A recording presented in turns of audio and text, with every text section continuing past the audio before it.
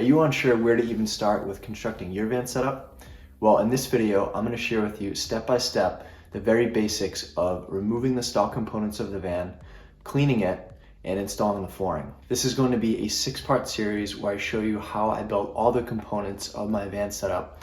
Now, I built my setup a couple years ago, so it's been a minute, but luckily I documented the whole process with pictures, and I'm going to narrate alongside when showing you those pictures. Be sure to stick around to the end of the video where I'm going to share the software that I used to design my setup. So let's jump into it. Hey, so first off, I want to mention that I've got a Ford E250. I bought it back in 2018 with about 90,000 miles on it, and even then it was in pretty good shape, but I've been keeping up with the rust and the repairs, so it hasn't failed me yet. So launching right into step number 1, we have the deconstruction of the existing components, cleaning up the van, and then touching up any rusted spots, things like that. As you can see, my van came with metal shelving and a rough mat for the flooring. The previous owner was an electrician, so I found a bunch of zip ties and cap nuts that had worked their way into the nooks and crannies of the van, so I spent some time cleaning those up.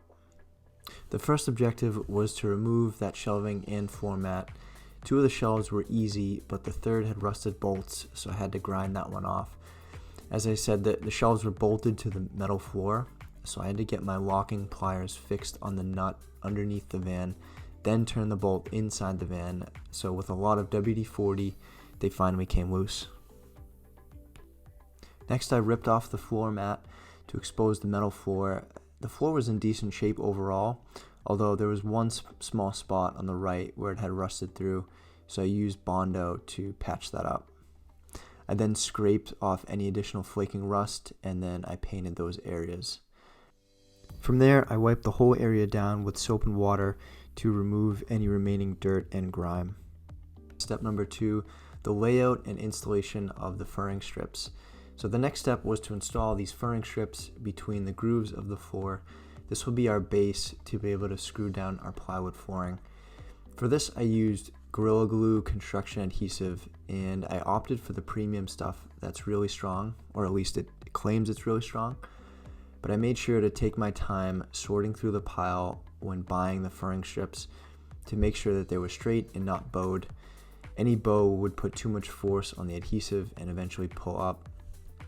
I plan to put plywood from end to end and side to side, so I made sure to put smaller furring strips in the corners and around the wheels.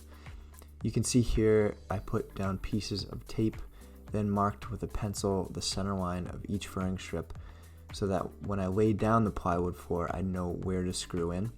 And then, from that one center line mark, I just marked a straight line all the way down to where the partition was for the cab. If you're enjoying this video, I'd love it if you could hit the like button and subscribe to my channel. It means a whole lot.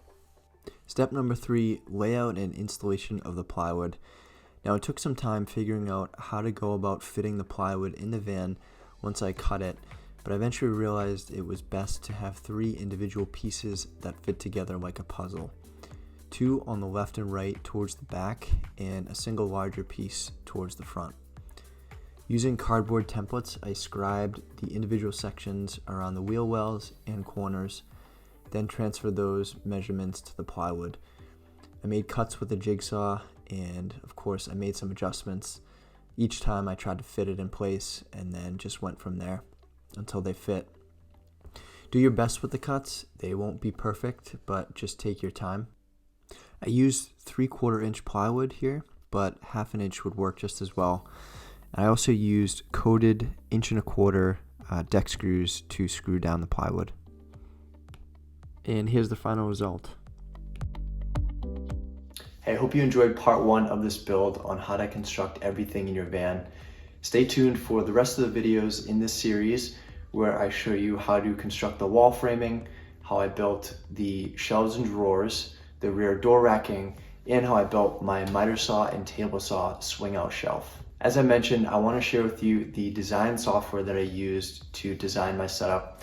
Now, it may come as no surprise to you, but I used SketchUp.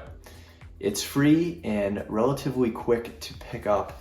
There's a bunch of helpful tutorials here on YouTube, so I will link the download for SketchUp in the description below. But thanks for watching, and I'll see you on the next one.